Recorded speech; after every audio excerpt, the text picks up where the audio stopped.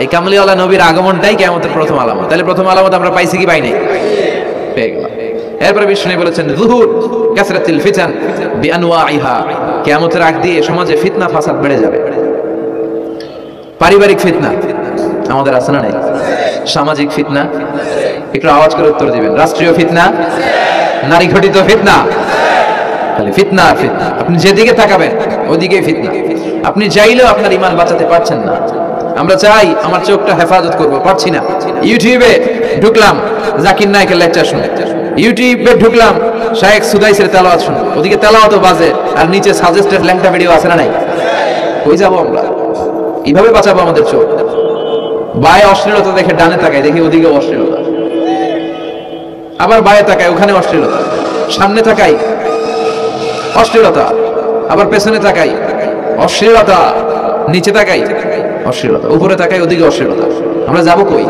আর নাযার সাহামুন মাসমুম মিন seam ইবলিস, এই দৃষ্টি শয়তানের বিষ মাখানো তীরবানের মধ্যে থেকে ভয়ঙ্কর তীর। এই তীর দিয়ে শয়তান যুবক যুবতীদেরকে কাবু করে ফেলে। একটা যুবক যুবতীর মধ্যে প্রথমে আই কন্টাক্ট হয়। কি হয়? প্রথমে আই কন্টাক্ট, চোখে চোখে একটা ভাব বিনিময়, হ্যাঁ। এরপরে এসএমএস এর আদান প্রদান হয়, কথা বলেন। এরপরে ডেটিং হয়, ডেটিং কি হয়? এরপর হয় গার্লফ্রেন্ড বয়ফ্রেন্ড, আছে না নাই? এগুলো বই করে নাই? বই ঘরের ছেলে পেলেরা আল্লাহ, হ্যাঁ, কি ভয়ঙ্কর অবস্থা। আমরা ছোটবেলায় এই সমস্ত গার্লফ্রেন্ড বয়ফ্রেন্ড কি বুঝতামই না। এখন ক্লাস 5 থেকে শুরু, ক্লাসে যারা আছে ভাগাভাগি হয়ে যায়, কোনটা কার, আছে না নাই?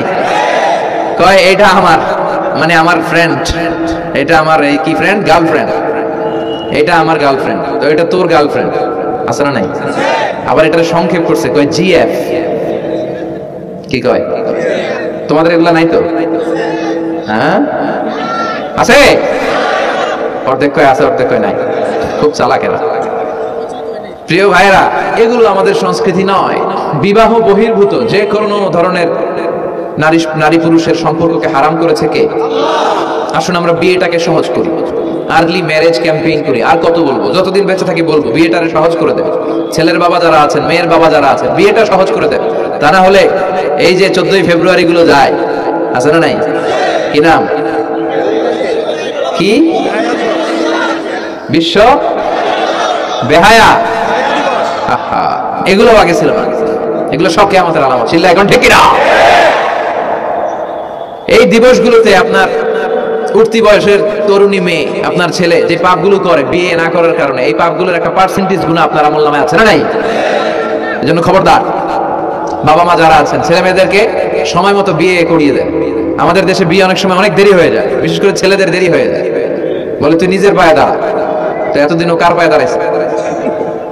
ও তো নিজের পায়ে দাঁড়িয়েছে, একটু সহযোগিতা করেন না আপনি, বিয়েটা সহজ করে দেন। বিয়ের চেয়ে ভালো কাজ পৃথিবীতে নাই। হ্যাঁ, ইয়াং পোলাপানরা অনেক খুশি হয়ে গেছে।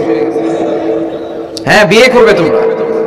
বিয়ে বহির্ভূত জিএফ বিএফ এর দরকার আমাদের নাই, চিল্লায় বলেন ঠিক কিনা? এগুলোর বিরুদ্ধে আমাদের জিহাদ। ইসলামের ইমেজকে, আমাদের মোরালিটি, আমাদের এথিক্যাল স্ট্যান্ডিং পয়েন্ট যেখানেই নষ্ট হবে, ওগুলোর বিরুদ্ধে আমাদেরকে সোচ্চার হতে হবে। এই নৈতিকতার অবক্ষয় হতে হতে এমন পর্যায়ে ঠেকেছে বাংলাদেশটা এখন জাহান্নামের টুকরা হয়ে গিয়েছে। এখন মেডিকেলের ডাস্টবিনে ছোট্ট ছোট্ট নবজাতক বাচ্চার লাশ পাওয়া যায়। এগুলো সব 14 ফেব্রুয়ারি পালনের ফসল। এগুলোর সাথে মুসলমানদের কোনো সম্পর্ক থাকতে পারে না। এগুলো ইসলামের সাথে কোনো সম্পর্ক নাই। এগুলো হচ্ছে পাশ্চাত্য থেকে আমদানি করা, পার্শ্ববর্তী দেশ ভারত থেকে আমদানি করা। আমাদেরকে যে ইসলামের সুশীতল বাণী বিশ্বনবী শিখিয়েছেন, আমাদের জানিয়েছেন, দ্যাটস এনাফ ফর আস, এটাই আমাদের জন্য যথেষ্ট। এজন্য এই যুগটা হচ্ছে বিশ্বনবী বললেন ফিতনার যুগ। আখিরি জামানায় জ্বলন্ত আগুনের কয়লা নিয়ে হাতে রাখাটা সহজ হয়ে যাবে, কিন্তু ঈমান নিয়ে টিকে থাকা কঠিন হয়ে যাবে। আপনি চাইলেও ভালো থাকতে পারবেন না, আপনি হকের কথা চাইলেও বলতে পারবেন না। ঝুঁকি আছে না নাই? গুম আছে না নাই? ক্রস ফায়ার আছে না নাই? কে কোন দিক দিয়ে গুম জানি পাওয়া যাবে, কিন্তু এই হকের রাস্তা আমরা ছাড়বো না। বিশ্বনবী বললেন ফিতনা বেড়ে যাবে। আপনি হক হালাল মেনটেন করতে চান কিন্তু পারবেন না। আপনি ঘুষ খাবেন না, কি হবে? টেবিলের নিচ দিয়া ঘুষ, উপর দিয়া ঘুষ, সব জায়গায় ঘুষ। আপনার পাশে যে চাকরি করে সে খায় ঘুষ, ও খায় ঘুষ, নিচের কর্মচারী খায় ঘুষ, উপরের বসও খায় ঘুষ। কথা বলেন, আপনি চাইলেও পারছেন না। এজন্য বিশ্বনবী সবসময় দোয়া করতেন, আল্লাহ ফিতনা থেকে আমাদেরকে বাঁচাও। বিশ্বনবী পড়তেন আল্লাহুম্মা ইন্না নাউযু বিকা মিনাল ফিতান মা যাহারা মিনহা মা বাতান। হে আল্লাহ, প্রকাশ্য অপ্রকাশ্য সব ফিতনা থেকে তুমি আমাদেরকে বাঁচাও। চিল্লায় পড়েন আমিন। আওয়াজ করে আমার সাথে পড়েন, আল্লাহুম্মা ইন্না নাউযু বিকা মিনাল ফিতান মা যাহারা মিনহা ওয়া মা বাতান। এর মানে হচ্ছে, হে আল্লাহ, প্রকাশ্য অপ্রকাশ্য, দেখা যায় দেখা যায় না, এরকম সব ফিতনা থেকে তুমি আমাদেরকে বাঁচাও। তাহলে এই যে বিশ্বনবী বললেন কিয়ামতের আগে ফিতনা বেড়ে যাবে, এই আলামতটা সমাজে আছে না নাই? আমাদের আশেপাশে ফিতনা আছে না? আচ্ছা, এরপরে বিশ্বনবী বললেন খুরুজ মুদ্দাঈন নবুওয়া, কিয়ামতের আগ দিয়ে ভণ্ড নবী দাবিদার বেড়ে যাবে। বুখারীর বর্ণনায় বিশ্বনবী বললেন ততক্ষণ পর্যন্ত কিয়ামত হবে না যতক্ষণ না 30 জন ভণ্ড নবী দাবিদার বেরোবে। ভণ্ড নবী দাবিদার, একটাও নবী না, কুল্লুহুম কাযাবুন দাজ্জালুন, সবগুলো মিথ্যাবাদী, কাযাব আর দাজ্জাল। বিশ্বনবী হচ্ছেন সর্বশেষ নবী। আমার নবীর পরে আর কোন নবী আসবে? আমার রাসূলের পরে আর কোন রাসূল আসবে? এই কথাটা যারা মানবে না তার ঈমান থাকবে? মা কানা মুহাম্মাদুন আবা আহাদিম মির রিজালিকুম ওয়ালাকিন রাসূলুল্লাহি ওয়া খাতামান নাবিয়্যিন। মুহাম্মদ তোমাদের কোন ছেলেদের পিতা নয়, তিনি হলেন আল্লাহর রাসূল, তিনি হলেন শেষ রাসূল, খাতামান নাবিয়্যিন। সাইয়েদনা আদম থেকে শুরু করে নবী আসার যে ধারাবাহিকতা, এটা বিশ্ব নবীর মাধ্যমে এই চেইনটাকে কাট আপ করে দিয়েছে কে? আমার নবীর পরে কোনো নবী নাই। বিশ্বনবী বলতেন লা নাবিয়্যা বা'দি ওয়ালা রাসূলা, আমার পরে নবীও নাই রাসূলও নাই, তবে লাউ কানা বা'দি নাবিয়্যুন লাকানা উমর, আমার পরে যদি কেউ নবী হতো আমার সাহাবী ওমর নবী হয়ে যেতেন।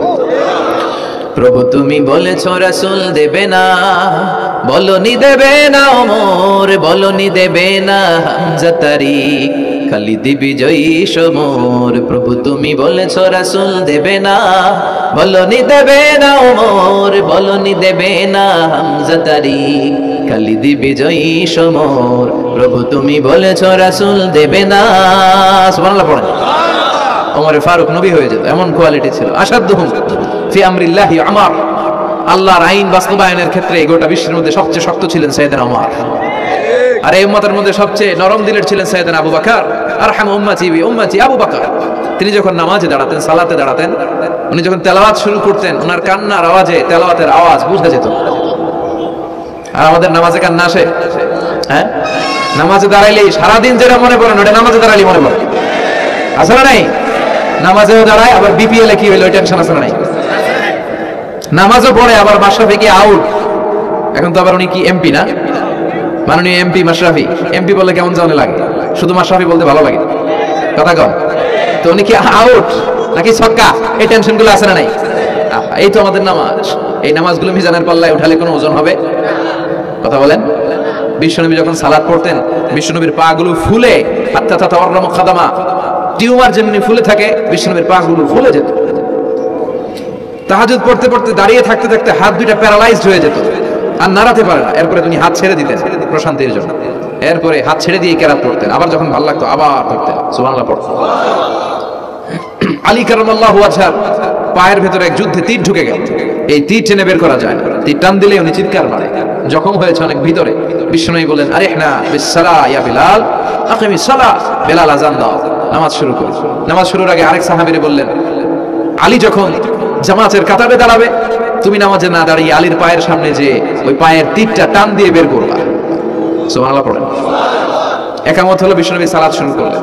বিশ্বনবীর কথা অনুযায়ী ওই সাহাবী যে আলী কারামাল্লাহু ওয়াজহার পা থেকে টান দিয়ে তীরটা বের করে নিয়ে আসলেন, ফিনকি দিয়ে রক্ত বের হলো, জায়গাটা রক্তে ছয়লা, কিন্তু সাইয়েদনা আলী কারামাল্লাহু ওয়াজহা টেরই পায় না। সালাত শেষ, উনি দেখেন পায়ের মধ্যে তীর নাই, রক্তের ছয়লা, যেখানে দাঁড়ালেন ওখানে খালি রক্ত। বিশ্বনবীরে বললেন, ও নবী আমার পায়ের তীর কই? বিশ্বনবী বললেন, আলী রে, আমি জানি তুমি যখন যায় নামাজের জন্য দাঁড়িয়ে যাও, দিন দুনিয়ার হুঁশ তোমার থাকে না, তোমার হৃদয়টা এখানে থাকে না, দেহটা এখানে থাকে, হৃদয়টা চলে যায় আল্লাহর আরশের উপরে। উনাদেরও নামাজ, আমাদেরও নামাজ। সাহাবারা যখন মরুভূমিতে নামাজ পড়তেন, মরুভূমির পাখিগুলো এসে সাহাবাদের মাথার উপরে বসে যেত। পাখিগুলো মনে করতো এগুলো মরুভূমির খেজুর গাছটা সব কি হবে, কারণ নড়ে চড়ে না তো, আমাদের মতো এরকম দাড়ি চুলকা না, এরকম জামা ঠিক করে না, দাঁড়াইছে তো দাঁড়াইছে। সুবহানাল্লাহ পড়েন। তো ইবাদতে এরকম আন্তরিকতা, একাগ্রতা দরকার আছে না নাই? বিশ্বনবীর পরে কোনো নবী হবে না, কিন্তু বিশ্বনবী বলেন কিয়ামত আগে এরকম অনেক ভণ্ড নবী দাবিদার বের হবে। বিশ্বনবীর সময়কালেই এক ভণ্ড নবী দাবিদার বের হয়েছিল, ওর নাম হচ্ছে মুসাইলামাতুল কাযযাব। এসে বলে মুহাম্মদ আন-নবুওয়া নিসফুন লাকা ওয়া নিসফুন লি, তুমি একা নবী নও, নবুয়ত অর্ধেক তোমার অর্ধেক আমার, আমারটা আমারে বুঝায় দাও। বিষ্ণু বললেন তোরে বুঝাই দেবো, আনতা লাস্তা মুসাইলামা ফাকাত আনতা মুসাইলামাতুল কাযযাব, আজ থেকে তুই শুধু মুসাইলামা না, তুই ভণ্ড মুসাইলামা, তুই মিথ্যাবাদী মুসাইলামা। বিশ্বনবীর পরে এরকম আলজেরিয়াতে অনেক ভণ্ড নবী দাবিদার বের হয়েছে। এই যে ভারতবর্ষের ইন্ডিয়া পাকিস্তান, এখানে পাঞ্জাব একটা এলাকা আছে, নাম শুনছেন? গোলাম মির্জা গোলাম আহমদ কাদিয়ানি, এই বেয়াদবটাও নবুয়ত দাবি করেছে। নাউজুবিল্লাহ পড়তে পারলেন না? সে প্রথমে দাবি করছে আমি শেষ নবী, এরপরে সে দাবি করছে আমি ইমাম মাহাদি, এরপর সে দাবি করছে আমি ঈসা আল মাসীহ। এই ভণ্ডটার অনুসারী বাংলার জমিনে আছে না নাই? এদেরকে রাষ্ট্রীয়ভাবে কাফের হিসেবে আখ্যা দেওয়া দরকার আছে না নাই? এত আন্দোলন হয়, এত কথা হয়, কিন্তু সরকারের টনক নড়ে না। এদেরকে রাষ্ট্রীয়ভাবে কাফের হিসেবে ঘোষণা দিতে হবে, সার্কুলার জারি করে চিল্লায় বলেন ঠিক কিনা? এরা মুসলমান নয়, কারণ আপনি শুধু লা ইলাহা মানলে মুসলমান হতে পারবেন না, মুমিন হতে পারবেন না। বিশ্বনবীর উপর সাক্ষী দেওয়ার দরকার আছে না নাই? বিশ্বনবী শেষ নবী, ওনার পরে কোনো নবীও আসবে না, কোনো রাসূলও আসবে না, চিল্লায় বলেন ঠিক কিনা? এই বেয়াদবটা পায়খানা করতে যায় টাঙ্কি ভাঙ্গা গুয়ের টাঙ্কিতে পড়ে মরছে, শত শত বছরের ময়লা পায়খানাটার মধ্যে জমা, গু খাইতে খাইতে পেট হয়েছে তো বড়, আর পারে না, আল্লাহকে খা, জন্মের খাওয়া। নবীরা যেখানে মারা যায়, নবীরা নিজে পবিত্র, যেখানে মরে ওই জায়গাটাও, কিন্তু বেয়াদবটা কই মরছে? হ্যাঁ, বাথরুমের টাঙ্কির ভিতরে। তো মেথর নিয়ে আসা হয়েছে, মেথর ভাইরা এসে রশি দিয়ে ওটা উঠায়, কিছু দূর ওঠার পরে এত ওজন, রশি টশি ভাঙ্গা আবার ধস করে পড়ে, আবার উঠায়, আবার আল্লাহকে জন্ম গু খাইয়া নেই। বিষ্ণুর সাথে বেয়াদবি করেছিস, তোর ইজ্জতের 12টা আমি বাজায় দিলাম, চিল্লা এখন ঠিক কিনা? যারাই বিষ্ণুবীর সম্মান নিয়ে ঝিনিমিনি খেলেছে, তাদের রেহাই দুনিয়াতেও নাই, আখিরাতেও না। এই মুসাইলামা দুনিয়াতেই অপমানিত হয়েছিল, সে বিশ্বনবীকে নকল করত, কপি করত, বেয়াদবি করত, স্পর্ধা দেখাতো। বিশ্বনবী কোন গাছের মধ্যে হাত লাগালে ওই গাছের ফলন বেড়ে যেত, সে বলতো আমি নবী। তার এলাকার লোকেরা বলে তাহলে বিশ্বনবী মুহাম্মদের মতো তুমি আমাদের এলাকার গাছে হাত লাগাও, সে কোনো গাছে হাত লাগালে ওই গাছের সব ফল মরে যেত। বিশ্বনবী কোন লোনা পানির কুয়ার ভেতরে অজু করে কুলির পানি ফেললে ওই লোনা পানির কুয়া মিঠা পানির কুয়াতে পরিণত হতো, আর এই বদমাশটা যদি মিঠা পানির কোন কুয়ার মধ্যে কুলি ফেলাইতো, ওইটা লোনা পানির কুয়া হয়ে যেত। বিশ্বনবী মদিনাতে আসার পরে মদিনার নিউ বর্ন বেবিদেরকে বিশ্বনবীর কাছে নিয়ে আসা হতো। বিশ্বনবী তাদেরকে তাহনিক করাতেন। তাহনিক মানে খেজুর হালকা একটু খেয়ে বিশ্বনবী লালা লাগিয়ে, বিশ্বনবী লালা মোবারকটাই বাচ্চার ঠোঁটের মধ্যে বিশ্বনবী লাগিয়ে দিতেন। এখন বিশ্বনবী নাই, আলেমদের কাছে যাবেন, হুজুরের কাছে যাবেন, হাফেজ সাহেব হুজুরের কাছে যাবেন, হুজুর মধু খেয়ে বাচ্চার মুখে লাগাই দিবে। উনি যে সবসময় কোরআন পড়েন, ওনার সিনাতে যে কোরআন, ওইটার বরকত আছে না নাই? বিশ্বনবী তাহনিক করতেন, খেজুর খেয়ে ওই লালা মিশ্রিত খেজুর বাচ্চার মুখে লাগিয়ে দিতেন, আর বাচ্চার মাথায় হাত দুলিয়ে দিতেন। বিশ্বনবীর হাত মদিনার যে সমস্ত নবজাতক বাচ্চাদের মাথায় লেগেছে, বাচ্চাদের মাথার চুল বড় করে দিয়েছে কে? সেও বিশ্বনবীর মতো অ্যাক্টিং করতেন। তার কাছে নবজাতক বাচ্চা নিলে সেও তাহনিক করতো, তাহনিক করার সাথে সাথে বাচ্চা বমি শুরু করে দিত। আর মাথায় হাত লাগায় দিলে মাথার চুল বাড়াতো, বড় কথা, আজীবনে বাচ্চাগুলো টাক মাথা থাকতো।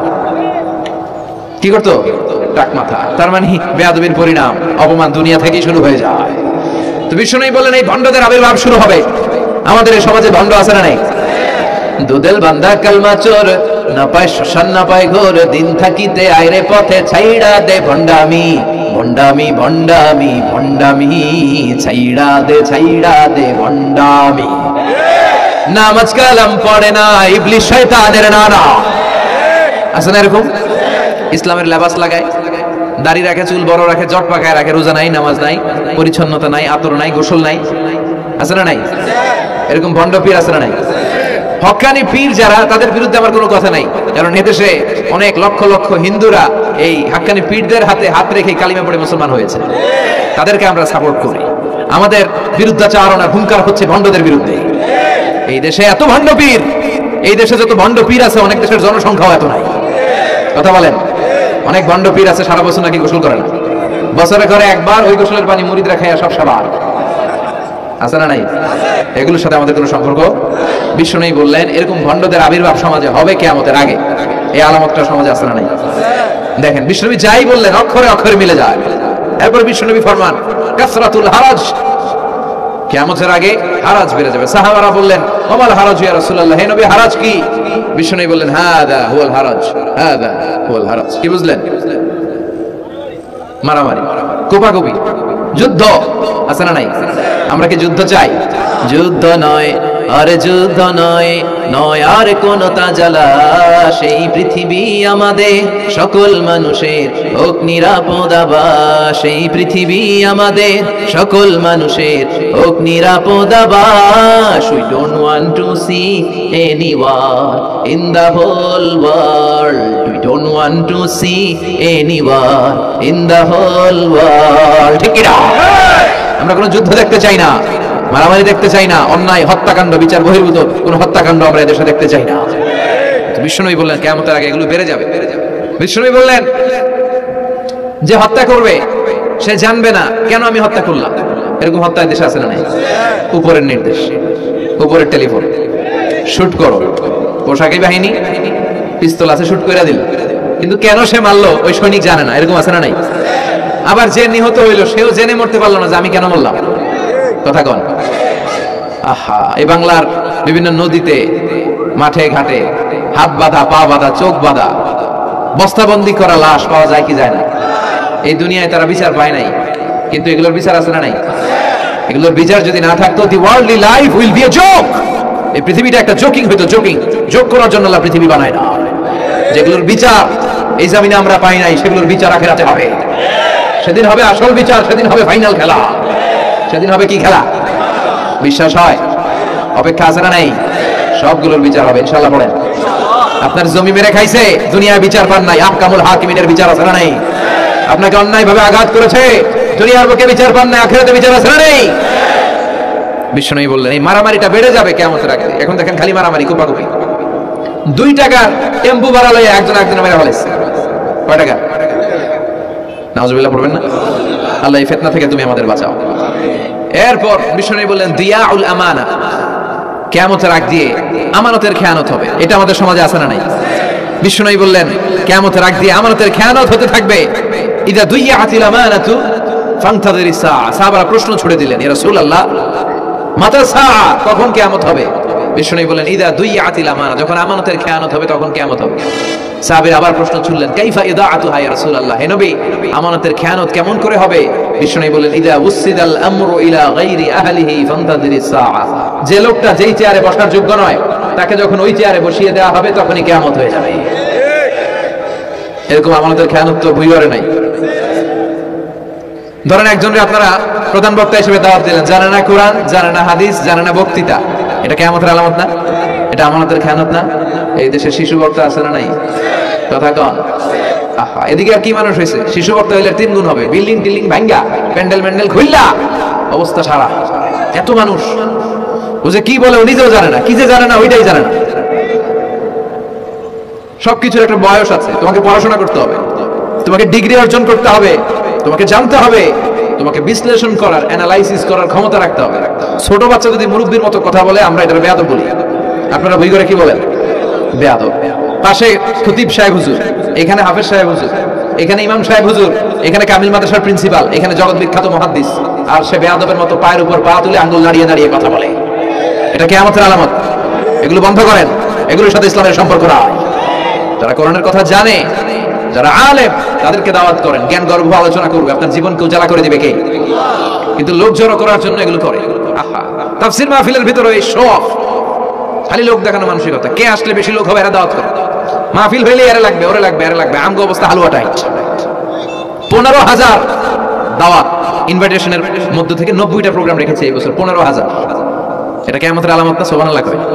আর এটা কিয়ামতের আলামত কেন? আমারে লাগবে কেন? আপনার এলাকায় মুহাদ্দিস নাই? আপনার এলাকায় মুফাসসির নাই? মিজানুর রহমান আজহারীকে লাগবে কেন? মিজানুর রহমান আজহারী যেখানে সুযোগ হবে 2-4 জায়গায় প্রোগ্রাম করবে। এখন তো ইউটিউবে সব দেখা যায় যে এত চ্যানেল, অনেক মাহফিলে এত শ্রোতাও নাই। কথা কন। এখন কোথাও যেতে পারি না। আজকে এয়ারপোর্ট থেকে আসার পথে, এয়ারপোর্ট থেকে বের হইতে লাগতেছে আধা ঘন্টা। লোকজনের দাবি হচ্ছে হুজুর সেলফি তুলবো। সেলফি তুলবো তাও বিভিন্ন অঙ্গভঙ্গি করে, এরকম মুখ বাঁকা করে, এরকম হাত বাঁকা করে। আমি বললাম কি স্টাইল? এটা গ্যাংনম স্টাইল। আছে না নাই? তো এগুলো লৌকিকতা যেন না হয়, এটা তো দিনের দাওয়াতের একটা সেক্টর, একটা প্ল্যাটফর্ম। এখানে ভুইগড়ের যিনি সবচেয়ে বড় খতিব সাহেব হুজুর, উনি আসলেই চলবে, বড় আলেম উনি আসলেই চলবে, পাবনা জেলার বড় আলেম পাবনায় কথা বলবে, আর অন্যান্য জেলার যদি সুযোগ হয়। কিন্তু এমন ভাবে এটারে আমরা একটা আক্রমণাত্মক জায়গায় নিয়েছি, একটা ডেটের জন্য মানুষ সিআইপি ভিআইপি দিয়ে ট্রাই করে, এটা ঠিক না। এই টেন্ডেন্সি থেকে আমরা যেন বেরিয়ে আসি। আমরা আমাদের দরকার ইখলাস। কি দরকার? ইখলাসের বড় অভাব। আবার মাহফিলে গেলে আমাদেরকে অনেক ক্রাইটেরিয়া দেয়, বলে হুজুর আপনার কিন্তু আজকে কাঁপাইতে হবে। আমি আসছি কোরআন থেকে কথা বলতে, এখানে কাঁপাকাঁপি হলে তো ভূমিকম্প হয়ে যাবে, কথা বলে। আবার বলে হুজুর আপনার কিন্তু আজকে জমাই দিয়ে যাইতে হবে। কি করতে হবে? জমাইতে হবে। তো এগুলোর সাথে ইখলাসের কোনো সম্পর্ক আছে? আবার বলে হুজুর কেউ যেন না ওঠে, আপনার কিন্তু ধরে রাখতে হবে, মানে আমনা করে সবাইরে ধরে রাখতে হবে, পাও ধরে থাকেন। এগুলোর সাথে হেদায়েতের কোনো সম্পর্ক। এজন্যই তো সমাজে হেদায়েত নাই। মাহফিলের পরে মাহফিল হয়, ফজরের নামাজটা ঠিকমতো হয় না, হেদায়েত শূন্য, হেদায়েত নাই, ইখলাস নাই। কি উদ্দেশ্যে শুনতেছি এটা যেন খেয়াল করে আমল করতে পারে, এই টেন্ডেন্সিটা নাই। আসুন আমরা একটু থামি, স্টপ, থামেন, অনেক হয়েছে। আন্না ইসলাম কি বলে, কি শিখাতে চায়, কি বুঝাতে চায়, ওইটা বোঝার চেষ্টা করেন, ওইভাবে মানার চেষ্টা করেন। কে কি বললো দেখার দরকার না, এত লোক জড়ো হওয়ার দরকার নাই। আজকে যদি চ্যানেল একটাও না থাকতো, 10 জন বসে যদি আমার কথা শুনতো, কোনো সমস্যা আছে? কথা বলেন। এই জন্য হেদায়েতটা সবচেয়ে বেশি জরুরি, ইখলাসটা জরুরি, আল্লাহর প্রতি ভয়, আস্থা, ভালোবাসা, এটা বেশি জরুরি। আল্লাহ তুমি ইখলাস দিয়ে আমাদের হৃদয়টাকে পূর্ণ করো। তাহলে এই যে লোক যে চেয়ারে বসার যোগ্য না, ওই লোক যদি ওই চেয়ারে বসে, কিয়ামতের আলামত আছে না নাই? চেয়ারম্যান হওয়ার যোগ্যতা যদি না থাকে, যদি চেয়ারম্যান হয়ে যায়, হ্যাঁ, সাইয়্যিদুল কওমি খাদিমুহুম, নেতা হবে তারা যারা মানুষকে খেদমত করবেন। খেদমত করার জন্য 1.5 কোটি টাকা খরচ করে চেয়ারম্যান ইলেকশন করে, 5 কোটি টাকা। এগুলো কেন? এই ট্রেডিশন দেশে আসলো কেন? উনি টাকা খরচ করবে কেন? ওনার চা খাওয়ানো আর সিগারেট খাওয়ানো লাগবে কেন? উনি তো আমাদের খাদেম হওয়ার জন্য আসছে। উনি জনপ্রতিনিধি হয়ে দাঁড়াবে, যাকে আপনারা পছন্দ করবেন ভোট দিবেন না। হাজার হাজার কোটি টাকা, শোডাউন, শো অফ, আছে না নাই? কিয়ামতের আলামত। মসজিদের সভাপতির সাথে মসজিদের কোনো সম্পর্ক নাই, আছে না নাই? সব সভাপতিকে আমি এক পাল্লায় নেমে দিচ্ছি না, বেশিরভাগের অবস্থা। ভালো দু একজন আছে, আমি জেনারেলাইজ করছি না। সভাপতি তো হবেন তিনি যার সাথে মসজিদের দরদ বেশি, মায়া বেশি, মসজিদে যায় বেশি, ঠিক না? এখন বছরে ওনারা একবার খুঁজে পাওয়া যায় না, উনি সভাপতি, উনি সেক্রেটারি, উনি ক্যাশিয়ার, আছে না নাই? তার মানে উনি এখানে বসার যোগ্য ছিল না, ওনার বসানো হয়েছে। যেই লোক যেই চেয়ারে বসার যোগ্য না, তারা যখন ওই চেয়ারে বসিয়ে দেওয়া হবে, বিষ্ণু বললেন তখনই কিয়ামত হয়ে যাবে।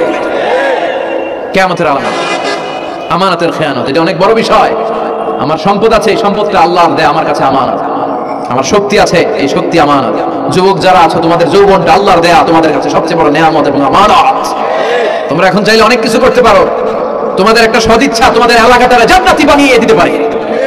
তোমরা চাইলে সাগরের স্রোতকে পাল্টে দিতে পারো, বাতাসের গতিকে উল্টে দিতে পারো, তোমরা ইতিহাস রচনা করতে পারো। বিষ্ণুনবী যখন তোমাদের মতো যুবক ছিল, তিনি হালাফুল ফুদুল যুব সংঘ করেছেন, গানের কনসার্ট করে নাই, যাত্রাপালা করে নাই, নাচানাচি করে নাই। উনি হাতে হাত রেখে বলছেন মক্কার বুকে কোনো টেন্ডারবাজি থাকবে না, মক্কার জমিনে কোনো চাঁদাবাজি থাকবে না, ধর্ষণ থাকবে না, মক্কার জমিনে কোনো দুর্নীতি চলবে না। যুবকদেরকে নিয়ে উনি এই কাজগুলো করেছেন। এখন একটার পর একটা আমানত আমরা খেয়ানত করে চলি। আমার সম্পদ আমার আমানত, আমার ছেলে মেয়ে আমার আমানত। আমার ছেলে কার সাথে মিশে, ও ডিশের কোন চ্যানেল দেখে, ও ইউটিউবে কোন সাইট ব্রাউজ করে, এটার ব্যাপারে কিয়ামতের দিন আমার জিজ্ঞেস করবে কে? কারণ এটা আমানত। যিনি চেয়ারম্যান, পুরো ইউনিয়ন পরিষদ তার কাঁধে আমানত। যিনি এমপি, ওনার এলাকায় কি ঘটে না ঘটে এটা খোঁজ খবর নেওয়া তার আমানত। মেম্বার অফ দ্য পার্লামেন্ট যিনি আছেন এই এলাকা, তার এলাকায় যদি ইয়াবার আড্ডা বসে, গাঞ্জার আসর বসে, এটার দায়ভার তিনি এড়াতে পারেন না। তার এলাকায় ধর্ষণ হলে এটার দায়ভার তিনি এড়াতে পারেন না। এটা তো আমানত। যিনি মন্ত্রী, পুরো মন্ত্রণালয় এটা তার কাঁধে আমানত। যিনি মাননীয় প্রধানমন্ত্রী, আমার 56,000 বর্গ মাইলের প্রতিটা ইঞ্চি মাটি তার হাতে আমানত। এটা অনেক বড় বিষয়। আর মুমিনের বৈশিষ্ট্য হচ্ছে ওয়াল্লাযীনা হুম লিআমানাতিহিম ওয়া আহদিহিম রাউন। যারা বিশ্বাসী তারা কথা দিয়ে কথা রাখে আর আমানতের খেয়ানত করে। এজন্য আমানত পূর্ণ করতে রাজি আছেন? যেখানেই আমানত নষ্ট হবে সেখানে কিয়ামতের ভয় আছে না নাই? দেখেন বিশ্বনবী কত চমৎকার করে দার্শনিকের মতো বলে গেলেন, যাই বলে গেলেন তার পুরোটাই সমাজের সাথে মিলে যায়। আমরা যেন আমানতের খেয়ানতকারী না হই, আমরা যেন আমানতকে সংরক্ষণ করতে পারি। আল্লাহ তুমি তৌফিক দাও। এরপর বিশ্বনবী বললেন আত-তাতাউল ফিল বুনিয়ান, কিয়ামতের আগে বড় বড় টাওয়ার বানানোর প্রতিযোগিতা শুরু হয়ে যাবে। আছে না নাই? আজকে নারায়ণগঞ্জে ঢুকে, এটা যে নারায়ণগঞ্জ এটা আমি চিনতেই পারতেছি না। এত সুন্দর হাইওয়ে, এত বিল্ডিং, বিশাল বিশাল টাওয়ার, আগে ছিল এগুলো? কথা বলেন। আরব বিশ্বে দেখবেন বুর্জ আল খলিফা, জমজম টাওয়ার, এই টাওয়ার, ওই টাওয়ার, একটার পর একটা টাওয়ার। বিশ্বনবী বললেন কাবার পাশে যে পাহাড়গুলো আছে, শুনতেছেন? মনোযোগ আছে? কষ্ট হচ্ছে না তো? কাবার পাশে যে পাহাড়গুলো আছে, কাবার পাশের টাওয়ারের উচ্চতা যদি পাহাড়ের চেয়ে উঁচু হয়ে যায়, ফাআলাম ফাইন্নাল আমরা ক্বাদ আযাল্লাক, জেনে রাখো কিয়ামত বেশি দূরে নাই, কিয়ামতের ছায়া তোমার উপরে ছায়া দিচ্ছে। এখন মক্কা শহরের পাহাড়ের চেয়ে হাইট বেশি এরকম বিল্ডিং আছে না নাই? কাবা ঘরের পাশেই তো একটা আছে, জমজম টাওয়ার, 120 তলা উঁচু। দিমাগ কারাল ক্লক টাওয়ার 120 তলা, বিশাল বড় ঘড়ি লাগানো, এগুলো সব কিয়ামতের আলাদা। ওর 5 তলা, আমার লাগবে 10 তলা। ওর 2টা গাড়ি আছে, আমার লাগবে 4টা গাড়ি। ও তাহাজ্জুদ পড়ে, আমারও তো পড়তে হবে, ওই টেনশন নাই। ওর মেয়ে হেজাব পরে, আমার মেয়েটারও হেজাব পড়া, ওই চিন্তা নাই। ওর ছেলে নামাজে যায়, আমার গাঞ্জা খোট্টারও নামাজে বানাবো, এই টেনশন করে না। খালি সম্পদ কেমনে বাড়াবে, দুনিয়াবি চিন্তা। এই পৃথিবীটা একটা ধোঁকা, ভুইগরের ভাইরা, এই পৃথিবীটা একটা ধোঁকা। একটু থামেন, sit down and think about death. মৃত্যু সম্পর্কে ভাবেন। The most certain thing in our life is death. আমাদের জীবনের সবচেয়ে সুনির্দিষ্ট নিশ্চিত বিষয়টা হচ্ছে মরণ। মরা লাগবেই, চলে যেতে হবে, ঠিক কিনা? কিন্তু দুনিয়ার মায়াজালে আটকে পড়ে আমরা আখিরাতকে, মৃত্যুকে বেমালুম ভুলতে বসেছি। বিষ্ণু বললেন কিয়ামতের আগে মানুষের এই টেন্ডেন্সি হবে, মানুষ বড় বড় ইয়াতাতাওয়ালুনা ফিল বুনিয়ান, people will start to compete constructing high rises building in the cities. সমাজে বড় বড় টাওয়ার বানানো শুরু করে দেবে। এটা আছে না নাই? এরপর বিষ্ণু বললেন যুহুরুন নিসা আল কাসিয়াত আল আরিয়াত আল মাইলাত আল মুমিলাত, কিয়ামতের আগে পোশাক পরিহিতা নেকেড উলঙ্গ নারীদের সংখ্যা বেড়ে যাবে।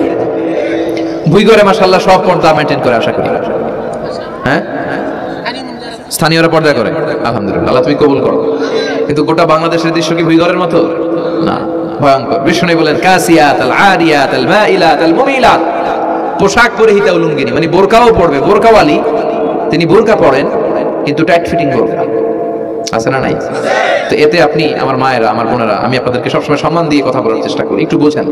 এই যে আপনি টাইট ফিটিং এর বোরকাটা পরলেন, এতে লাভটা হলো কি? আপনার দেহের উঁচু নিচু ভাঁজ টের পাওয়া যায়, আপনার সৌন্দর্য প্রকাশ পেয়ে যায়। হেজাব আল্লাহ এমনি এমনি দেয় নাই, যার সম্মান বেশি ওটার প্যাকেট বেশি। কথা কন। ডায়মন্ডের আংটি ওই রাস্তার মধ্যে বিক্রি করে না? স্বর্ণের আংটি না, ওইটা স্পেশাল মার্কেটে বিক্রি করে। কোন মার্কেটের সামনে পুলিশ রাইফেল নিয়ে দাঁড়ায় থাকে না, কিন্তু স্বর্ণ মার্কেটের সামনে রাইফেল আছে না নাই? ভিতরে স্পেশাল সিকিউরিটি আছে না নাই? গ্লাস ফিটিং করা, ওইখানে সিকিউরিটি আলাদা, স্পেশাল লকার আছে না নাই? কারণ এটার দাম বেশি, তাই এটার পর্দা বেশি, প্যাকেট বেশি। সুবহানাল্লাহ পড়েন। নারীদেরকে তো ইসলাম মর্যাদা দিয়েছে। বিষ্ণু বলেছেন দুনিয়া কুল্লুহা মাতা ওয়া খায়রু মাতা'আদ দুনিয়া আল মারআতুস সালিহা। দুনিয়া সব হলো সম্পদ, আর এই সব সম্পদের মধ্যে সবচেয়ে দামি সম্পদ হচ্ছে নেককার নারী। এদের পেটগুলা খনি। এই নেককার নারীগুলো যদি হেজাব মেইনটেইন করে, এই পেটগুলো থেকে আল্লাহ ওয়ালা বেরোবে, নাজমুস সাকিব বেরোবে, কারি আহমদ বিন ইউসুফ আল আজহারি বেরোবে, বড় বড় মুফাসসিরে কোরআন বেরোবে। আর যদি হেজাব না করে, জি বাংলা স্টার জলসা নিয়ে মশগুল হয়ে থাকে, হ্যাঁ, টেন্ডার বা চাঁদাবাজ, টাকা এগুলো বেরোবে। ওজনে কম দিবে, খাদ্যে ভেজাল দিবে, মাছে ফরমালিন দিবে, গাঞ্জার টাকার জন্য লাথি মেরে মারে ঘর থেকে বের করে দিবে। এজন্য নারীরা, আমার বোনেরা, আপনারা অনেক সম্মানিতা, নিজেদের সম্মান সম্পর্কে সচেতন হন।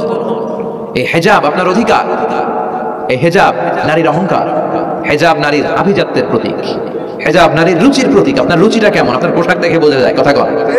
যে মেয়েটা হিপ হপ স্টাইলে চলাফেরা করে, গ্যাংনম স্টাইলে, এই মেয়েটারে ইপটিজিং করার সুযোগ আছে না নাই? কিন্তু যে হেজাব মেনটেন করে যেই নারীরা চলে, এদেরকে দেখলেই একটা সম্মান চলে আসে। কি ভুল বললাম? একটা সম্মান আসে না? আপনাদের সম্মানটা আপনারা রাখবেন। বিষ্ণু বললেন যুহুরুন নিসাল কাসিয়াত আল আরিয়াত আল মাইলাত আল মুমিনাত, কিয়ামতের আগে পোশাক পরিহিতা উলঙ্গিনী নারী বেরোবে। লা ইয়াজিদনা রিহাহা লা ইয়াদখুলনাল জান্নাতা ওয়া লা ইয়াজিদনা রিহাহা। এই নারীগুলো জান্নাতে তো প্রবেশ করবেই না, জান্নাতের ঘ্রাণও নাকে লাগবে না। ওয়া ইন্না রিহাহা তুজাদু মিন মাসিরাতি 500 সানা। আর জান্নাতের ঘ্রাণ 500 বছর দূরের রাস্তা থেকে টের পাওয়া যায়। খেয়াল করে বুঝেন, এখান থেকে জান্নাতে পৌঁছতে আরো 500 বছরের রাস্তা। কয় বছরের? এত দূরে থাকতেই জান্নাতের সুবাতাস এসে আপনার নাকে ধাক্কা লাগবে। সুবহানাল্লাহ পড়বেন না? এই নারীগুলো জান্নাতে যাবে না, জান্নাতের ঘ্রাণও পাবে না। এজন্য বাবা যারা এসেছেন, সচেতন হন। আপনার মেয়ে চাইলেই যে কোনো ড্রেস আপনি তাকে কিনে দিতে পারেন। মায়েরা যারা আমার কথা শুনছেন, আপনার মেয়ে আবদার করবে, সে তো ছোট, সে কি বুঝে? কিন্তু দেখবেন অনেক বিয়ের অনুষ্ঠানে আমি দেখেছি, মায়ের বয়স হচ্ছে 60, মায়ের হাত মোজা পা মোজা, বোরকা লাগাইছে 2টা, পাশে ষোড়শী অষ্টাদশী তন্নি সুন্দরী সুস্নিগ্ধা এক মেয়ে, বয়স মাত্র 18, ওর বুকে অন্য নাই, ওটা গলায় শোভা পাচ্ছে। 60 বছরের বুড়া মহিলার দিকে কেউ তাকাবে? ওনার তো ডেট এক্সপায়ার্ড, ডেট এক্সপায়ার্ড, সৌন্দর্য যা ছিল সব শেষ। তার দিকে তাকাবে না, তার উঠতি বয়সের তরুণ মেয়েটার দিকে অনেকে তাকাবে, কারণ এটা জেনেটিক্যাল একটা ইস্যু। একটা পুরুষ একটা নারীর দিকে জেনেটিক্যালি আকৃষ্ট হবে, এটাই স্বাভাবিক, ঠিক কিনা? এজন্য আপনার হাত মোজা পা মোজা আপনার দরকার ছিল না, আপনি পাতলা কাপড় পরলেও সমস্যা নেই। কথা কম, হাত মোজা পা মোজা দরকার ছিল আপনার যুবতী মেয়েটার হাতে, যুবতী মেয়েটার পায়ে। এজন্য আপনারা আপনাদের সম্মানকে বুঝবেন। যারা নারী স্বাধীনতার কথা বলে, নারী আন্দোলনের কথা বলে, এরা নারীদেরকে ঠকায়, এরা নারীদেরকে বিজ্ঞাপনের বিলবোর্ডে নগ্ন করে উপস্থাপন করে। রাস্তা দিয়ে হাঁটি, চোখ খুলতে পারি না। আমার মায়েরা, এরা আমার দেশের মেয়ে, এরা এই 56,000 বর্গ মাইলের মেয়ে। এই মেয়েগুলোকে উলঙ্গভাবে হাফ নেকেট করে এই সিনেমা হলগুলোর পোস্টারগুলো যে দেওয়া হয়েছে, এতে সম্মান বেড়েছে না কমেছে? ওদিকে চোখ তুলে তাকানো যায়? এজন্য নারী স্বাধীনতার কথা যারা বলে, এদের কথায় ফাঁদে পা দিবেন না। এরা আপনাদের সম্মান বাড়াতে চায় না, এরা আপনাদেরকে বিলবোর্ডে উঠাতে চায়, আপনাদেরকে উলঙ্গ করে রূপালী পর্দায় উঠাতে চায়, টিভির পর্দায় আপনাদেরকে নেকেট করে উপস্থাপন করতে চায়। এদের ঘরেই নারীরা বেশি নির্যাতিত হয়, এদের কাজের মেয়েরাই বেশি নির্যাতিতা, আর সুযোগ পেলে এরা ধর্ষণে সেঞ্চুরি করতে দেরি করে না। এজন্য নারীদেরকে সম্মান দিয়েছে ইসলাম। আমার বোনেরা, আমাদের সম্মান যেন আমরা রাখতে পারি। আল্লাহ তুমি বোঝার তৌফিক দান করো।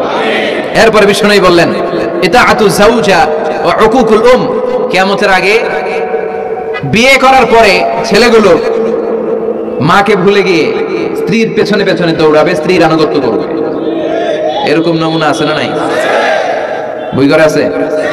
হ্যাঁ, কিছু কিছু মুরব্বী অনেক পজিটিভ, মাশাআল্লাহ। সবকিছু অনেক কিছু কিছু অথবা নাই, এদিক থেকে আওয়াজ আসতেছে আছে, হয়তো কিছু কিছু আছে, কিছু কিছু নাই। জেনারেলাইজ করা ঠিক হবে না। তো এই জন্য মাকে ভুলে যাওয়া যাবে না। মায়ের দোয়া বড় দোয়া, মায়ের দোয়া সবার আগে কবুল। বুলেট মারলে বুলেট মিস হয়, মায়ের দোয়া মিস হয়? খবরদার। স্ত্রী চলে গেলে নতুন স্ত্রী পাওয়া যায়, মা মরে গেলে মা পাওয়া যায়? তাই বলে আমি বলছি না আপনার স্ত্রীকে ডিভোর্স দেন না, বুঝান, মাকেও বুঝান, স্ত্রীকেও বুঝান, বুঝানোর চেষ্টা করেন। সমাজের এখন সবচেয়ে বড় সমস্যাটা হচ্ছে শাশুড়িরা চায় আমি ডমিনেট করব, আমার এতদিনের করা সংসার। বউ এসে কয় না আমি আইছি মাগার আমি সব খাই হলাম, আছে না নাই? এই যে সবাই ডমিনেট করতে চায়, এটা সমস্যা। সমাধানটা কি? সমাধানটা হচ্ছে আমাদের শাশুড়ি যারা আছে সমাজের, তাদের উচিত বৌমাটারে নিজের মেয়ের মতো মনে করা। নিজের মেয়ের যেখানে বিয়ে দিছে ওইখানে কিন্তু খুব খোঁজ নেয়, মা তোর কি অবস্থা, তোর কষ্ট হলো কিনা, ইত্যাদি ইত্যাদি। কিন্তু ছেলের বউ করে যারা আছে এর ইচ্ছে মতো কাজ করা, এরকম টাকা আছে না নাই? ডাবল স্ট্যান্ডার্ড, এটা ঠিক না। আর বৌমা যারা আছেন, ঘরের বৌমা, এরা শাশুড়িকে একটু মায়ের মতো মনে করেন না, কারণ একদিন আপনিও শাশুড়ি হতে চলেছেন, একদিন আপনিও শাশুড়ি হবেন। রং ধরা যৌবন জং ধরে শেষ, আপনারও ছেলে হবে, এই ছেলের বিয়ে করাতে হবে, এই ছেলের বউ এসে আপনার ঘরে তাই করবে আপনি আপনার শাশুড়ির সাথে যা যা করেছেন। এই ছোট্ট হিসাবটা বুঝতে চায় না। শাশুড়ির উচিত বৌমাকে নিজের নিজের মেয়ের মতো করে আদর করা, যত্ন করা। বৌমাদের উচিত শাশুড়িকে মায়ের মতো সেবা করা। এই মিউচুয়াল আন্ডারস্ট্যান্ডিংটা থাকলে কোনো ঘরে আর ঝগড়া হবে? শাশুড়ি বৌমা, আল্লাহ সবাইকে তুমি কবুল করো। তো কিয়ামতের আগে মারে ভুলে যাবে, মাকে ভুলে গিয়ে স্ত্রীর পেছনে পেছনে দৌড়াবে। খবরদার, খবরদার। আপনি নামাজি হতে পারেন, মুসল্লি হতে পারেন, হাজী সাহেব হতে পারেন, কিন্তু মা যদি বদদোয়া দেয় আপনার সব শেষ, দুনিয়াও শেষ, আখিরাতও শেষ। মায়ের মর্যাদা বাবার চেয়ে 3 গুণ বেশি। হামালাতহু উম্মুহু, কারণ বাবা পেটে ধরে নাই, পেটে ধরছে কে? ওয়াহানান আলা ওয়াহান, 8 মাস 10 মাস এই বোঝাটা বাবা বহন করে নাই, করলো কে? ফিসালহু ফি আমাইন, 2 বছর বাবা দুধ খাওয়ায়নি, দুধ খাওয়ালো কে? মায়ের এক ধারে দুধের দাম, কাটিয়া গায়ের চাম, বাপস বানাইলে ঋণের শোধ হবে না, এমন দরদি ভাবে কেউ হবে না আমার মা গো, ঠিক কি না? লাউ কাতা'তা জিলদাক, আপনার গায়ের চামড়া কেটে যদি মায়ের পায়ের জুতা বানিয়ে দেন, কি বানিয়ে দেন? কি দিয়ে? গায়ের চামড়া দিয়ে। এই যে 2 বছর যে দুধ খাইলাম, এই দুধের 1 ঢোক দুধের শোধটাও আদায় হবে না। এজন্য খবরদার, মাকে যেন আমরা ভুলে না যাই। মা দোয়া করতে দেরি, ওই দোয়া কবুল হতে। আমরা ছোটবেলায় যে কত কষ্ট দিয়েছি, সবচেয়ে বেশি কষ্ট যখন দিয়েছি মাকে, ওই স্মৃতিগুলো আমাদের মনে পড়ে না। আপনার বয়স যখন 1 বছর, আপনি স্মৃতি হাতরে এত দূর যেতে পারবেন? 1 বছর বয়সে কি কি কষ্ট দিয়েছিলেন মনে আছে? মানুষের বয়স যখন 2, 3, 4 হয়, 4-5 বছর বয়সে তখন তার কথাগুলো খেয়াল থাকে। কিন্তু সবচেয়ে কষ্ট কিন্তু মাকে বাবাকে আমরা দিয়েছিলাম যখন আমাদের বয়স 1-2 বছর ছিল। আর মায়ের পেটের ভিতরে যখন ছিলাম তখনও কষ্ট দিয়েছি কি দেই নাই? এক একটা লাথি যখন মেরেছি আমার মা বেহুশ হয়ে যেত। আমাকে আপনাকে জন্ম দিতে যে আপনাদের মা কতটা কষ্ট করেছেন খেয়াল করে শুন। চিকিৎসা বিজ্ঞানীরা বলে একজন সুস্থ মানুষ 45 ইউনিট পেইন মানে ব্যথা একসাথে সহ্য করতে পারে। ব্যথার তীব্রতা সিভিয়ারনেস যদি এর চেয়ে বেড়ে যায় হয়তো লোকটা বেহুশ হয়ে যাবে, না হয় মরে যাবে। কিন্তু আমার আর আপনার মা আমাকে আর আপনাকে জন্ম দিতে যে ওই ডেলিভারি যখন দিয়েছিল 57 প্লাস 57 ইউনিটেরও বেশি ব্যথা তিনি সহ্য করেছিলেন। যেটা কোনো অ্যাক্সিডেন্টে আমাদের দেহে প্রত্যেকের 206টা হাড্ডি, কোনো সড়ক দুর্ঘটনায় আপনার দেহের 20টা হাড্ডি একসাথে টাস টাস করে ভেঙে গেলে যত ব্যথা তার চেয়েও বেশি ব্যথা। যেন খবরদার খবরদার মাকে যেন আমরা ভুলে না যাই। মায়ের দোয়া যেন নেই। কখনো যদি মায়ের সাথে বেয়াদবি করে থাকি আমরা যেন মাফ চেয়ে নিই। রাজি আছি তো যুবকেরা? রাজি আছি সবাই? আমরা সবাই মায়ের দোয়া নিব। মায়ের দোয়া ছাড়া কেউ জীবনে সফল হতে পারে? মা যার চলে গেছে তারা জানে মা না থাকার কি জ্বালা। হ্যাঁ, মায়ের কথা মনে পড়ে না? যখন রাত্রি নিঝুম এই চোখে ঘুম, একলা শূন্য ঘরে তোমায় মনে পড়ে মাগো, তোমায় মনে পড়ে। জানি তোমার দোয়া পেলে উঠবো সকল বাধা ঠেলে, তোমার দোয়া সকল কাজে ঝরছে মাথায় পড়ে। তোমায় মনে পড়ে মাগো, তোমায় মনে পড়ে। যখন রাত্রি নিঝুম এই চোখে ঘুম, একলা শূন্য ঘরে তোমায় মনে পড়ে মাগো, তোমায় মনে পড়ে। ঠিকিরা? আমরা যারা মা হারা বাবা হারা আল্লাহর কাছে আমরা কামনা করি আল্লাহ আমাদের বাবা মাকে তাদের কবরগুলোরে তুমি জান্নাতের টুকরা বানিয়ে দাও। তো বিশ্বনবী যেটা বললেন এটাও আমাদের সমাজে পাওয়া যাচ্ছে, ঠিক কি না? এরপর বিশ্বনবী বললেন যুখরুফাতুল মাসাজিদ ওয়াত্তাবাহি বিহা, কিয়ামতের আগে মসজিদ নিয়ে অহংকার শুরু হয়ে যাবে। মসজিদ নিয়ে দলাদলি, ভুই ঘরে মাশাআল্লাহ এগুলো নাই। ওই মসজিদ টাইলসের মসজিদে আমরা এসি লাগাবো, ওইটাতে 3 তলা করছে আমরা 5 তলা করব, ডিজাইন করব এগুলা, কিন্তু আমরাও যে নামাজ পড়বো এই চিন্তা নাই। কথা কোন? মসজিদের সৌন্দর্য হচ্ছে মুসল্লি দিয়ে, কি দিয়ে? কিন্তু আমাদের মসজিদগুলো মুসল্লি শূন্য। ফজরের সালাতে বেহাল দশা, কথা বলেন। জোহরের সালাতে বেহাল দশা, আসরের বেহাল দশা, মাগরিবে একটু বাড়ায় আসে আবার বেহাল দশা, কথা বলেন। এজন্য মসজিদে গিয়ে সালাত পড়তে হবে। মসজিদ নিয়ে বাড়াবাড়ি করা যাবে না, দলাদলি করা যাবে না। মসজিদকে আমরা এত ডিজাইন করি এটাও নিষেধ। মসজিদের সামনের দেয়ালে ঘড়ি টড়ি লাইটিং ফাইটিং এগুলো যত কম দেয়া যায় তাহলে দৃষ্টিটা ওইদিকে যাবে, পেছনে হবে। যার ঘড়ি দেখা দরকার পেছন থেকে দেখে দিবে, সামনের জায়গাটা হবে ফ্রেশ। কিন্তু এরকম মসজিদ বাংলাদেশে খুঁজেই পাওয়া যায় না, কথা বলেন। বিশ্বনবীর মসজিদ ছিল, বুখারীর বর্ণনা, ওয়া কানা সাকফুল মসজিদে জারিদুন নাখাল, বিশ্বনবীর মসজিদে নববীর ছাদ ছিল খেজুর পাতা দিয়ে তৈরি, ডালা দিয়ে তৈরি ছাদ। আর মসজিদে নববীর ফ্লোর ছিল বালুর ফ্লোর, বৃষ্টি হলে কাদামাটি হয়ে যেত। বিশ্বনবীর সাহাবীরা বর্ণনা করেন, রাআইতু রাসূলুল্লাহি সাল্লাল্লাহু আলাইহি ওয়াসাল্লাম ইয়াসজুদু ফিল মাই ওয়াত তিন, কাদামাটির উপরে বিশ্বনবী সিজদা দিচ্ছেন, নামাজ পড়ছেন। সালাম ফিরিয়ে বিশ্বনবী যখন সাহাবীদের দিকে মুখ ফিরিয়ে বসে তাসবিহ পড়তেন, সাহাবারা বর্ণনা করেন, রাআইতু আসারা তিনি ফি জাবহাতি, বিশ্বনবীর কপাল মোবারকে আমরা কাদা আর মাটি দেখতে পেয়েছি। তা আমাদের মসজিদে খালি টাইলস, তোরা ঢাকায় টাইলস, আমরা উজবেকিস্তান থেকে টাইলস নিয়ে আসি, আছে না নাই? এজন্য মসজিদ দিয়ে যেন আমরা দলাদলি না করি, মসজিদটা যেন হেদায়েতের মার্কাজ বানায়। রাজি আছেন তো? বাচ্চাদেরকে মসজিদে যেতে দিবেন, আমি সব জায়গায় বলি। অনেক মুরব্বীরা আছে বাচ্চাদেরকে মসজিদে ঢুকতে দিতে চায় না, আছে না নাই? বাচ্চা ঢুকাইলে রেগে যায়। রেগে যান কেন? ওর বয়সে তো আপনি মসজিদের দিকে আসার খান নাই, মসজিদের দিকে উল্টায় পরে আসারও তো খান নাই। ও আসতে যাচ্ছে, আসতে দেন। বাচ্চারা মসজিদে আওয়াজ করবে, এতে কোনো সমস্যা নাই, বাচ্চারাই তো আওয়াজ করবে, আপনি করবেন? বাচ্চারা লাফালাফি করলে ভালো লাগে, 80 বছরের বুড়া মানুষ লাফ দিলে ভালো লাগবে? কথা কন, বিশ্রী দেখা যায়। বাচ্চারা এরকম লাফালাফি করবে। তুরস্কের বিভিন্ন মসজিদের দেয়ালে ফেস্টুনে ব্যানারে লেখা থাকে, নামাজ চলা অবস্থায়, জামাত চলা অবস্থায় যদি পিছনে বাচ্চাদের আওয়াজ চিল্লাফাল্লা শুনতে পাওয়া না যায় তাহলে ভবিষ্যৎ প্রজন্ম নিয়ে তোমাদের চিন্তায় থাকা উচিত। পিছনে বাচ্চাদের আওয়াজ নাই, তার মানে আমার নাতি পুতি আমার ছেলেমেয়েরা তো নামাজই হচ্ছে না। আর তারাবি নামাজ পড়তেছে, পিছনে চিল্লায় ফাটায় ফেলাইতেছে, তার মানে ইনশাআল্লাহ ভবিষ্যতে নাতি পুতিরা সবগুলা মুসল্লি হবে। কথা বলেন, বুঝায় দিবেন বাবারা দুষ্টামি করিস না, কিছুক্ষণ থামবে আবার শুরু করবে। এটাই বাচ্চাদের সৌন্দর্য, এটা বাচ্চারা করলেই মানায়। বাচ্চাদেরকে যেন আমরা মসজিদে নিয়ে যাই। রাজি আছেন তো? আল্লাহ বুঝার তৌফিক দান করো। বিশ্বনবী বললেন, ইয়াতাকারাবুজ জামান তাতাকারাবুল আসওয়াক, কিয়ামতের আগে ইয়াতাকারাবুজ জামান, সময়ের বরকত কমে যাবে। এক বছর মনে হবে এক মাস, এক মাস মনে হবে এক সপ্তাহ, এক সপ্তাহকে মনে হবে একদিন। এই যে 4 বছর ধরে এখানে তাফসীর হয়, তাই না? কথা কন। গত বছর আসছিলেন কারা কারা? হাত তুলেন।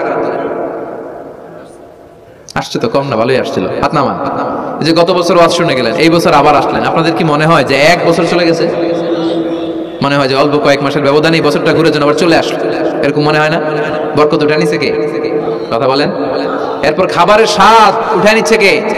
আগে খাবারের যে স্বাদ ছিল এখন এটা আছে? আগে ইলিশ মাছ রান্না করলে যে ঘ্রাণ হতো, এখন এই ঘ্রাণ পাওয়া যায়? আগে শোল মাছের ঝোল রান্না করলে যে স্বাদ হতো, আগে চিংড়ি মাছ রান্না করলে যে স্বাদ লাগতো, এখন এই স্বাদ পাওয়া যায়? সব তুলে নিল কে?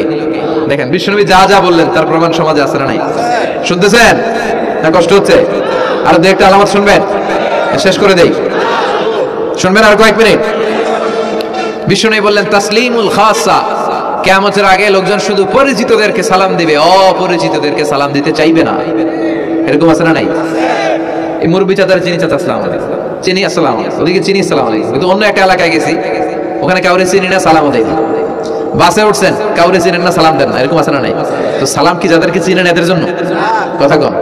আলা মান আরাফতা ওয়া মান লাম তারিফ, যাকে চিনো সালাম দাও, যাকে চিনো না তাকেও দাও। আল বাদিউ বিস সালাম, বিষ্ণু বলেন আগে আগে দাও। আল বাদিউ বিস সালাম বারিউম মিনাল কিবর, আগে আগে যে সালাম দেয় তার হৃদয় থেকে অহংকার মুক্ত করে দেয় কে? আল্লাহ। অহংকার মুক্ত হওয়ার দরকার আছে না নাই? যার হৃদয়ে যাররা পরিমাণ অহংকার থাকবে সে জান্নাতে প্রবেশ করতে পারবে? কথা বলেন। এজন্য আমরা আগে আগে সালাম দিই। ভুইগরের ভাইয়েরা ছোটরা বড়দেরকে দিব, বড়রা ছোটদেরকে দিব, হাজবেন্ড ওয়াইফকে দিব, ওয়াইফ হাজবেন্ডকে দিব। রাজি আছেন তো? আজকে যারা স্বামী যারা আসছেন বাড়িতে যেই ভাবির আগে সালাম দিবেন। রাজি আছেন? কথা কয় না, আওয়াজ ছোট হয়ে গেছে। পারা যাবে? আপনি আগে সালাম দিবেন, এটা দেখে আপনার স্ত্রী লজ্জা পেয়ে আপনার আগে দিবে, এগুলো দেখে বাচ্চারা সালাম শিখে ফেলবে। সুবহানাল্লাহ করবেন না? আমরা কি চাই না আমাদের ফ্যামিলিগুলো এরকম সুন্দর হোক? আমরা কি চাই না আমাদের ফ্যামিলিগুলো জান্নাতি হোক? এরপরে বিশ্বনবী বললেন খুতাবুকুম তাবিলা সালাওয়াতুকুম কাসীরা, কিয়ামতের আগে খুতবাগুলো লম্বা হবে আর সালাতগুলো খাটো হয়ে যাবে। এই যে বক্তব্য লম্বা, নামাজ হয়ে যায় খাটো, আছে না নাই? হুজুর ওয়াজ করেন, ওয়াজ টেস্ট লাগে, নামাজ টেস্ট লাগে না, আছে না নাই? এশার নামাজে পড়ে না, ফজর নামাজে পড়ে না, রাত 2টা পর্যন্ত ওয়াজ শুনে, আছে না নাই? এরকম করা যাবে না। নামাজ কামাই করা যাবে না। সবার আগে হবে নামাজের হিসাব। নামাজের হিসাব ঠিক তো আপনার পুরো আমলনামা ঠিক। নামাজের ভেজাল তো সব জায়গায় ভেজাল। প্রথম হিসাব নেওয়া হবে সালাতের, খবরদার। এরপরে বিশ্বনবী বললেন লা ইউকসামুল মিরাস আলা ওয়াজহিন সাহি। বিশ্বনবীর হাদিস থেকে এরকম বর্ণনা পাওয়া যায়, এর মাফহুম হচ্ছে লা ইউকসামুল মিরাস আলা ওয়াজহিন সাহি, সহি পদ্ধতিতে মিরাজ বণ্টিত হবে না। লিযাকারি মিসলু হাদ্দিল উনসাইন, সব বাবাদেরকে আল্লাহ বললেন উত্তরাধিকারের বন্টন নীতি তুমি মেনে ছেলে মেয়েদের মধ্যে বন্টন করে দিবা। ছেলেরে দিবা যদ্দুর, মেয়েরে দিবা অর্ধেক। কার আইন? কথা বলেন, আইনটা কার? ছেলেরে যদি 2 লাখ দেন, মেয়েরে চিল্লায় বলেন, ছেলে 2 লাখ পেলে মেয়ে কয় লাখ? ছেলে 4টা বাড়ি পেলে মেয়ে কয়টা বাড়ি? অনেক বাবা আছে মেয়েরা কয় মা তোর বাইরে সব দিয়ে দিলাম, তোর লেগে দোয়া করে দিলাম। হাত তুলছেন না? মেয়ের লেগে কি করে দেয় আর বাইরে সব দিয়ে দেয়। এগুলো টাকা, এগুলো কি ভুই ঘরে মাশাআল্লাহ এরকম টাকার টাকাত নাই। দোয়া তো আপনি সবাইরই করবেন। ছেলে যেটা প্রাপ্য দিয়ে দেন, মেয়ে যেটা প্রাপ্য দিয়ে দেন, তারপরে হাত তুলে দোয়াও করে দেন। কথা বলেন। অনেক মা আছে ছেলেরা বেশি খাওয়ায়, মেয়েরা কম খাওয়ায়, আছে না নাই? ছেলের পাতে মুরগির রান, মাইয়ার পাতে মুরগির ঠ্যাং, আছে না নাই? দেখবেন ওই মা বাবার হয়তো অনেক সময় শেষ কালটা ছেলের বাড়িতে কাটে না, কাটে মেয়ের বাড়িতে, আছে না নাই? কারণ প্রকৃতির একটা মায়ের আছে না নাই? শেষ মাইরটা আল্লাহ দিবে। শেষ মাইরটা কার? আল্লাহ ছাড় দেয়, ছেড়ে দেয়। আল্লাহ কি দেয়? কি দেয় না? আল্লাহ সব মনে থাকে। আল্লাহ শেষ খেলাটা খেলে দিবে। চিল্লায় বলেন ঠিক কিনা? বাবা মা যারা আছেন সাবধান, উল্টাপাল্টা করেন না।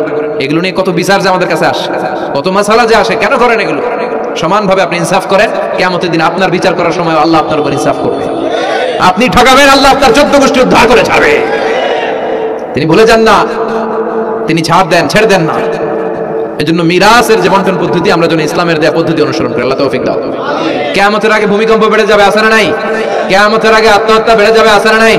কিয়ামতের আগে ঢোল বাদ্য নাচানাচি বেড়ে যাবে, আছে না নাই? বাংলা মায়ের একতারা সুর কতই ভালোবাসি, দোতারা সুর কতই ভালোবাসি, বাজারে ঢোল বাজারে বাসি। বিশ্বনবী বললেন বুইসতু আন উকাসসিরাল মাযামির, আমি ঢোল বাদ্য তবলা হারমোনিয়াম এগুলোরে ভেঙে মাটির সাথে গুড়িয়ে দেওয়ার জন্য এসেছি। আর ওই নবীর উম্মতকে বাজারে ঢোল বাজারে বাসি আছে না নাই? ঢোল বাদ্য বাজানো যাবে? এই হাই বিটের মিউজিক আপনি শুনলে আপনার অন্তরে নেফাকি তৈরি হবে। নামাজে মজা পায় না, নামাজে মজা পায় না। তুমি আজীবন শোনো কুচকুচ হতা হয়, তো তুমি নামাজে মজা পাইবা কেমনে? আজীবন শুনে কি কুচকুচ হতা হয়। এখন নামাজে মজা পায় না, জিকির করে মজা পায় না, তেলাওয়াতে মজা পায় না, মজা নাই, মনোযোগ নাই। হৃদয়টাকে যে তুমি শয়তানের আখড়া বানিয়েছো, তুমি সালাতে প্রশান্তি পাবে কি করে? এজন্য এই মিউজিক্যাল ইনস্ট্রুমেন্ট থেকে দূরে থাকতে হবে, এগুলো অন্তরে নেফাকি তৈরি করে। আপনি দফ বাজাতে পারবেন? দফ চিনেন? ঢোলের দুই দিক আটকানো, দফের এক দিক আটকানো এক দিক খোলা, এটা বাজিয়ে আপনি নাশিদ পরিবেশন করতে পারবেন, সমস্যা নাই।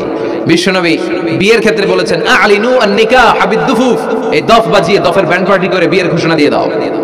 ঈদের দিন বিশ্বনবী শোয়া, কিন্তু ছোট্ট মেয়েরা এসে দফ বাজিয়ে নাচ গান করতেছে, ছোট মেয়েরা। সাইয়েদনা আবু বকর দেখে রেগে গেলেন, আমিজবারু শাইতানি ফি বাইতি রাসূলিল্লাহ, আল্লাহর নবীর ঘরে শয়তানের বাদ্য। বিশ্বনবী বললেন দাহু ইয়া আবু বকর, আবু বকর রাখো, ইন্না লিকুল্লি কওমিন ঈদ, সব জাতিরই তো একটা ঈদের অনুষ্ঠান আছে, হাদা ঈদুনা, আজকের দিনটা আমাদের ঈদের দিন। বাচ্চাদেরকে একটু আনন্দ উৎসব করতে দাও। এই দফ বাজালে কোনো ক্ষতি নাই। বিশ্বনবী মক্কা থেকে যখন মদিনায় হিজরতে গেলেন, কোন পথ দিয়ে আমার নবী আসবে জানার জন্য মদিনার ছেলেমেয়েরা পাগল হয়ে গেল। ওই পথে দফ নিয়ে দাঁড়িয়ে রইল।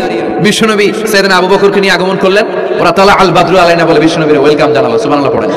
তালা আল বাদরু আলাইনা মিন সানিয়াতিল ওয়াদা ওয়াজাবা আশ-শুকরু আলাইনা মা দাআ লিল্লাহি দা আইয়ুহাল মাব'উসু ফীনা জিতা মিন আমরিল মুতা جئت شرفت المدينة مرحبا يا خير دا طلع البدر علينا من ثنيات الوداع وجب الشكر علينا ما دعا لله دا পড়েন আল্লাহু আকবার। আমরা যেন এই সুস্থ সংস্কৃতির প্রচার প্রসার করতে পারি। ইসলাম বিনোদনে নিষেধ করে নাই, কিন্তু বিনোদন শুড বি হালাল বিনোদন, ঠিক কি না? আপনি অসুস্থ সংস্কৃতির চর্চা করলে ওটা আল্লাহ অ্যাকসেপ্ট করবে না। সংস্কৃতিটা হতে হবে সুস্থ সংস্কৃতি। আল্লাহ তুমি তৌফিক দাও। বিষ্ণু যা যা বললেন, ভূইঘরের ভাইয়েরা, তার প্রতিটি আমাদের আশেপাশে চোখের সামনে পেছনে আছে না নাই? এটা ফিতনার যুগ। কিসের যুগ? এই যুগে আমানতের খেয়ানত হবে, এই যুগে নারীরা বেপরদা হয়ে চলাফেরা করবে, এই যুগে নিজের ঈমান বাঁচানো কঠিন হয়ে যাবে। এই কঠিন বিপদের সময় আমাদেরকে বাঁচাতে পারে দুইটা জিনিস। কয়টা জিনিস? চিল্লায় বলেন কয়টা? দুইটা জিনিস শুধু আমাদেরকে বাঁচাতে পারে। এক হচ্ছে আল্লাহর কোরআন, দুই হচ্ছে বিশ্বনবীর সুন্নাহ, ঠিক কি না? এই দুইটা জিনিসকে মারির দাঁত দিয়ে আঁকড়ে ধরে রাখতে হবে, তাহলে সে পথভ্রষ্ট হওয়ার কোনো সুযোগ। This Quran and Sunnah hour way to জান্নাহ, ঠিক কি না? আওয়াজ করে আমার সাথে পড়েন, কোরআন and Sunnah hour way to জান্নাহ। আওয়াজ বাড়ায় দেন, পড়েন, কোরআন and Sunnah hour way to জান্নাহ। এই কোরআন সুন্নাহ আপনাকে জান্নাতের ওয়েতে উঠায় দিবে, রাস্তায় উঠায় দিবে। এই কোরআন সুন্নাহর সাথে যেন আমরা সম্পর্ক বাড়াই, তাফসীর মাহফিলগুলোতে যেন বেশি বেশি যাই, এলাকায় যেন ইসলামী হালাকা তৈরি করি, প্রশ্ন উত্তর পর্ব তৈরি করি, এতে করে নিজেরা যেন সমৃদ্ধ হই, কোরআন সুন্নাহর সাথে যেন সম্পর্ক বাড়াতে পারি। আল্লাহ তুমি তৌফিক দাও। আরো জোরে পড়ে আমিন। যারা এই লম্বা সময় আমার বক্তব্য শুনলেন সবাইকে আমি আন্তরিকভাবে শুকরিয়া জানাই। যারা এই প্রোগ্রামের অ্যারেঞ্জ করেছেন তাদেরকে আমি শুকরিয়া জানাই। এই যে শুরু হয়েছে ওঠা বসা, বসেন, এগুলো আপনারা শিখছেন কোথায়? 2 ঘন্টা আলোচনা শুনে এরপরে ওঠা বসা শুরু করে দেয়। এই কথাগুলো আমরা বলি, এত পরিবর্তনের কথা বলি, শৃঙ্খলায় যদি শিখতে না পারলাম তাহলে কি ইসলাম শিখলাম? ইসলাম তো শৃঙ্খলার অপর নাম, ঠিক কিনা? শৃঙ্খলা নাই, ওখানে ইসলামের কিছুই পালন হয় নাই, ঠিক কিনা? বসেন, আমরা একসাথে বিদায় নিব। যতগুলো কথা বলেছি কোরআন সুন্নাহর আলোকে বলেছি, বানিয়ে বলি নাই।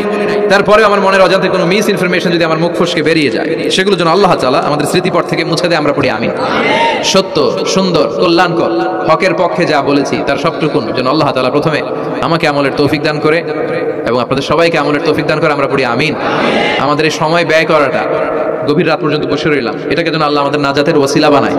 আল্লাহ যেন আমাদের হৃদয়টারে নরম করে, আল্লাহ যেন আমাদের গুনাহগুলো মাফ করে, আমরা যেন ইসলামের পথে আরো এক ধাপ এগিয়ে যেতে পারি। আল্লাহ তৌফিক দান করো। আমাদের ঘরগুলোরে আল্লাহ তুমি জান্নাতের বাগান বানাও।